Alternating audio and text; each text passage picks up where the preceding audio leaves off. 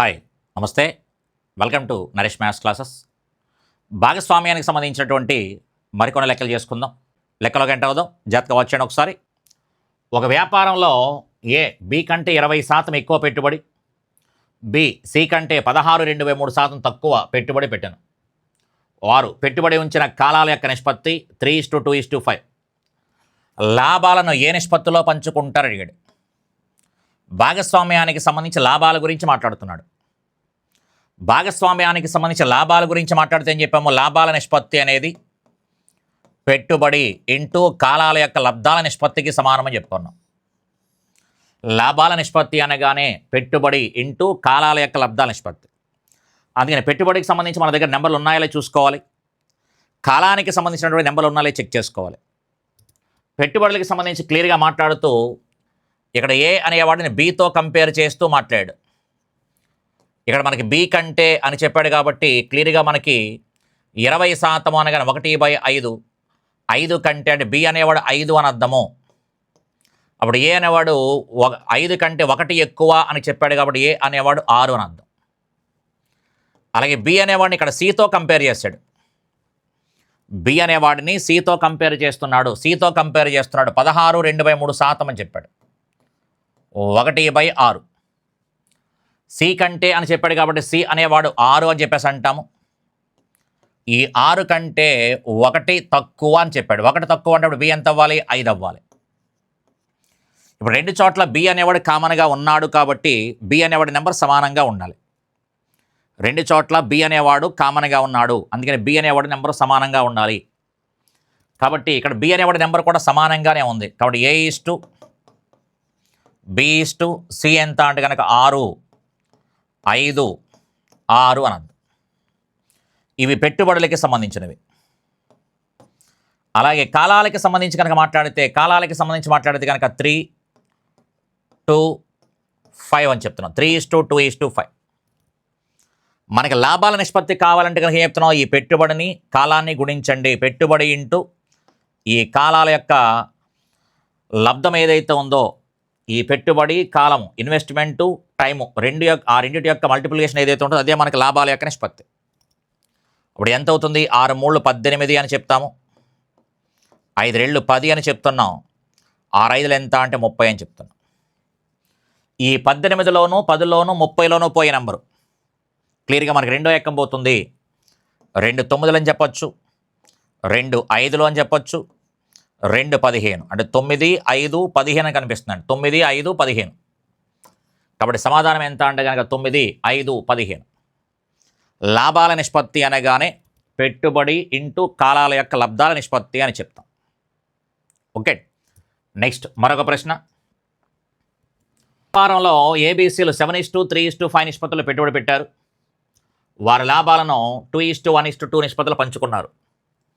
అయినా పెట్టుబడి ఇచ్చిన కాలాల యొక్క నిష్పత్తి అడిగాడు. కాలాల నిష్పత్తి ఇంతకుముందే మాట్లాడుకున్నాం. లాభాల నిష్పత్తి అనగానే పెట్టుబడి ఇంటూ కాలము. లాభాల నిష్పత్తి అనగానే పెట్టుబడి ఇంటూ కాలము. పెట్టుబడి ఇంటూ కాలం. అందులో నీకేం కావాలి? కాలానికి సంబంధించి కావాలి. కాలానికి సంబంధించి కావాలంటే ఏం చేయాలి? ఆ పెట్టుబడిని తీసుకొచ్చేస్తే లాభము బై పెట్టుబడి అవుతుంది. అందుకని కాలాల నిష్పత్తి అనగానే లాభము బై పెట్టుబడి అని చెప్తాం. లాభము బై పెట్టుబడి. అందుకని లాభానికి సంబంధించిన నిష్పత్తులు ఉన్నాయి, పెట్టుబడులకి సంబంధించిన నిష్పత్తులు కూడా ఉన్నాయి. అందుకని క్లియర్గా మనకి కాలాల నిష్పత్తి అనగానే లాభము బై పెట్టుబడి అని చెప్తున్నాము. లాభము బై పెట్టుబడి అని చెప్తున్నాము. వాడు క్లియర్గా A:B:C అని చెప్పాడు కాబట్టి లాభానికి సంబంధించి ఫస్ట్ నెంబర్ 2, లాభం ఎక్కడ ఉంది? 2/7 అని చెప్తాం. పెట్టుబడి 7 కాబట్టి 2/7. అలాగే బి అనేవాడికి సంబంధించి లాభం 1 కాబట్టి 1/3. సి అనేవాడి లాభం 2 కాబట్టి 2/5.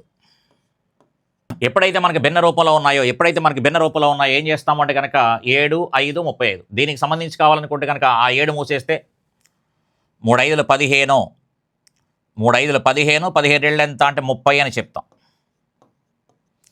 మనకి వీడి కావాలనుకుంటే కనుక 7 5 35, 7 5 35.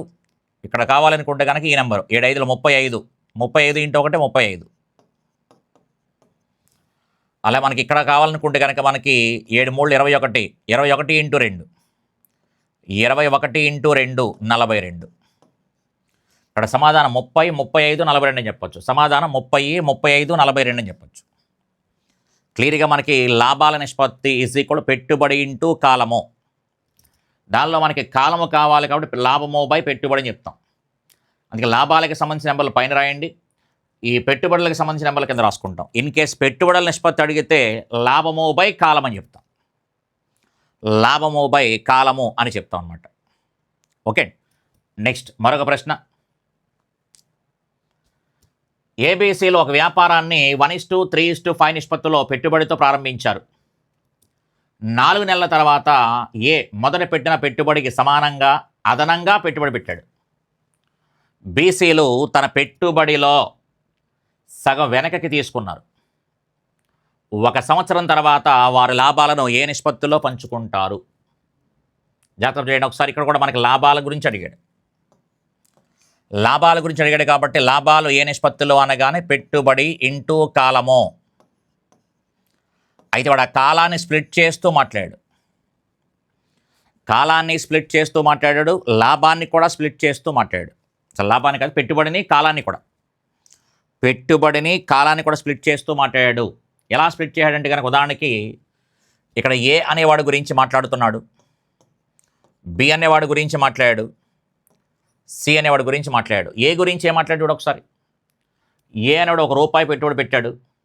4 నెలల తర్వాత ఏ పెట్టిన పెట్టుబడికి సమానంగా అదనంగా పెట్టుబడి పెట్టాడు. గతంలో ₹1 కాబట్టి ఒక 4 నెలల తర్వాత అంటే మొదటిగా ₹1 చొప్పున 4 నెలల పాటు ఉన్నాడు అని అర్థం. ఏ అనేవాడు ₹1 చొప్పున 4 నెలల పాటు ఉన్నాడు. తర్వాత మరి 8 నెలలు ఏం చేశాడు? మొదటి 4 నెలల్లో కూడా ₹1 చొప్పున ఉన్నాడు. మొదటి 4 నెలలు కూడా ₹1 చొప్పున పెట్టుబడి పెట్టాడు. తర్వాత 8 నెలలు కూడా మనకి అదనంగా మరొక ₹1 పెట్టాడని చెప్పాడు కాబట్టి ₹2 అవుతుంది. అదనంగా మరొక ₹1 అని చెప్పలేదు. మొదట పెట్టిన పెట్టుబడికి అంటే ₹1 కదా ఫస్ట్ది, దానికి సమానంగా అంటే అదే ₹1 ఇంకా ఎక్స్ట్రా పెట్టాడని చెప్పాడు అంటే ₹2. సేమ్ అలాగే బి గురించి కూడా మాట్లాడినా సరే బి అనేవాడు సి అనేవాడు ఏం చేశాడంటే పెట్టుబడిలో సగం వెనక్కి తీసుకున్నారు అని చెప్పాడు. బి అనేవాడు మొదటి 4 నెలల పాటు ₹3 చొప్పున పెట్టాడు. తర్వాత 8 నెలల పాటు సగం వెనక్కి తీసుకున్నాడు కాబట్టి ₹1.5 మాత్రమే ఉంటుంది. అది బి. ఇదంతా వీడి పెట్టుబడి. మొదటి 4 నెలల్లో ₹3, తర్వాత 8 నెలలు ₹1.5 చొప్పున. ఎందుకంటే 3లో సగం వెనక్కి తీసుకున్నారు, ₹1.5 వెనక్కి తీసుకున్నారు అని చెప్పాడు. నెక్స్ట్ సి గురించి మాట్లాడితే మొదటి 4 నెలలు ₹5, తర్వాత 8 నెలలు ఎంత అంటే కనుక 2.5 చొప్పున. తర్వాత 8 నెలల్లో సగం వెనక్కి తీసుకున్నాడు కాబట్టి ఇంకా 2.5 ఉంటుంది. ₹5 సగం అంటే 2.5. ఇప్పుడు వాళ్ళ యొక్క పెట్టుబడులు అనగానే క్లియర్గా ఇది అబ్జర్వ్ చేయడం ఒకసారి ఎంత అవుతుందో. ఇది ఒక 4 + 16. 4 + 16 ఎంత అంటే కనుక 20 అని అర్థం. ఇది ఒక 4, 8 రెళ్ళు 16. నెక్స్ట్ ఇదొక 12, ఇదొక 12, ఇదొక 12. 12 ఎంత అంటే కనుక 24. 12 ఎంత అంటే 24. నెక్స్ట్ 4 5 20, 8 2.5 16, 4 ఇది 20. 20 + 20 40 అవుతుంది. 20 + 20 40 అవుతుంది. 40 అవుతుంది. అంటే క్లియర్గా వాడు ఏ నిష్పత్తిలో పంచుకుంటారని చెప్పాడు కాబట్టి 20, 24, 40. దీంట్లో ఏదైనా ఎక్కం పోతుందా అంటే కనుక క్లియర్గా మనకి 4వ ఎక్కం పోతుంది. క్లియర్గా మనకి 4వ ఎక్కం పోతుంది.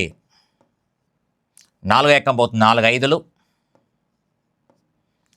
4 మనకి దీంట్లో 6 సార్లు, 4 మనకి దీంట్లో 10 సార్లు పోతుంది. ఇక్కడ సమాధానం ఎంత అంటే కనుక 5:6:10. 5 6 10. 5 6 10 అని చెప్తాం. 5 6 10 అని చెప్తాం. నిష్పత్తి ఎంత అంటే కనుక 5:6:10 అని చెప్పొచ్చు. 5:6:10 అని చెప్పొచ్చు అనమాట. ఓకే, కాబట్టి జస్ట్ ఒక చిన్న పాయింట్ అంతే. ఒక చిన్న పాయింట్ వాడుకుంటే హ్యాపీ చెప్పేసుకోవచ్చు. కాబట్టి ఎప్పుడైనా సరే మనకి భాగస్వామ్యానికి సంబంధించిన లెక్కలు అనుకున్నప్పుడు లాభాల నిష్పత్తి అనగా పెట్టుబడి ఇంటూ కాలం ఫస్ట్ ఆ పాయింట్ వచ్చేయాలి. దానిని ఎలా వాడుకోవాలని ఆలోచించాలి అంతే. ఈ లెక్కలు చెప్పేటప్పుడు వాస్తవ భాగస్వామి గురించి ఏం చెప్పాము, స్లీపింగ్ పార్ట్నర్కి సంబంధించి ఏం చెప్పాము. మొదటిగా మనకి యాక్టివ్ పార్ట్నర్ అయితే కనుక మనకి జీతం తీసుకుంటాడు కాబట్టి జీతం తీసుకున్న తర్వాత మాత్రమే వాళ్ళు మిగిలినటువంటి డబ్బులను పంచుకోవాలి ఏబీలు కలిపి అని చెప్పాను. ఓకే, కాబట్టి అలాంటి పదాలను ఉపయోగించుకుంటే లెక్కలు అనేవి చాలా స్పీడ్గా చేసుకోవచ్చు. అలాగే ఈ ప్రాబ్లం కూడా చూడండి ఒకసారి. ఏబీసీలు 12,000, 15,000, 18,000ను పెట్టుబడిగా పెట్టారు. వారిలో ఏ వాస్తవ భాగస్వామి అని చెప్పాడు. ఏ అనేవాడు వాస్తవ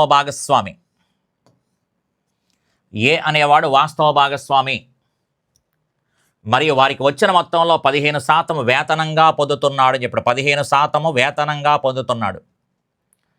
15% వేతనంగా పొందుతున్నాడు. బి మరియు సిలు 8,500, 10,200 రూపాయలు తమ వాటాలుగా పొందితే ఏ వాటా ఎంత? ఇది వాడి ప్రశ్న. 8,500, 10,200 పొందితే కనుక ఏ వాటా ఎంత అడిగాడు. క్లియర్గా ఏం చెప్పుకోవచ్చు అంటే కనుక ఏ బి సి అని చెప్తున్నాం కాబట్టి ఏ అంటే కనుక 12,000 12, ఇది 15, 18. కావాలనుకుంటే కనుక 12, 15, 18లో మళ్ళీ మనకి మూడో ఎక్కం పోతుంది. కాబట్టి మూడో ఎక్కం క్యాన్సిల్ చేసుకోవచ్చు కావాలనుకుంటే చేసుకోవచ్చు, లేకపోతే లేదు.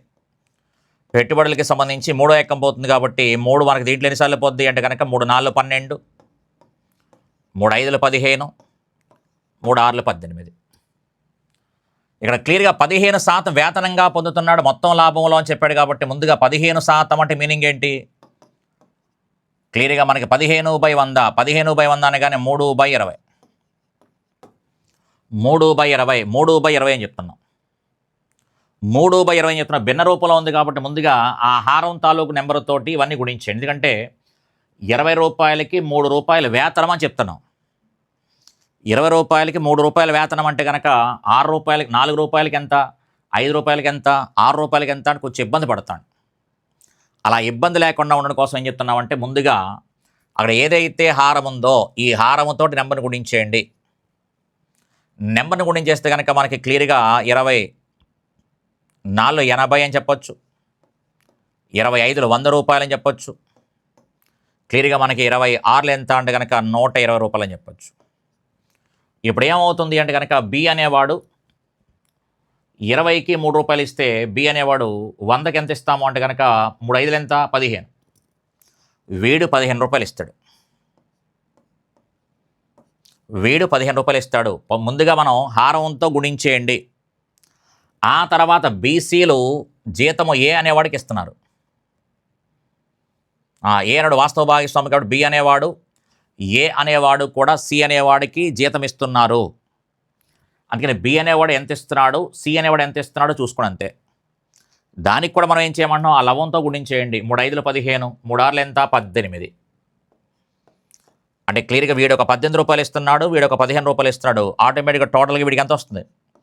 క్లియర్గా మనకి 33 రూపాయలు వీడికి వస్తుంది. 33 రూపాయలు వస్తుంది, వీడికి 33 రూపాయలు వస్తుంది. అందుకని వాడు క్లియర్గా ఏం చెప్తున్నాడు అంటే కనుక మనకి క్లియర్గా అబ్జర్వ్ చేస్తే కనుక ఎంత వస్తుంది అంటే కనుక ఇది 113, ఇది 85, 120లోంచి 18 తీసేస్తే కనుక 102. చూడండి ఒకసారి, వీడు 85కి 8,500 సరిపోయింది, 102కి 10,400 సరిపోయింది. కాబట్టి క్లియర్గా వీడి సమాధానం 113 కాబట్టి 113కి అంటే 11300 రావాలి. అందుకని సమాధానం ఎంత అంటే 11,300 అని చెప్పచ్చు.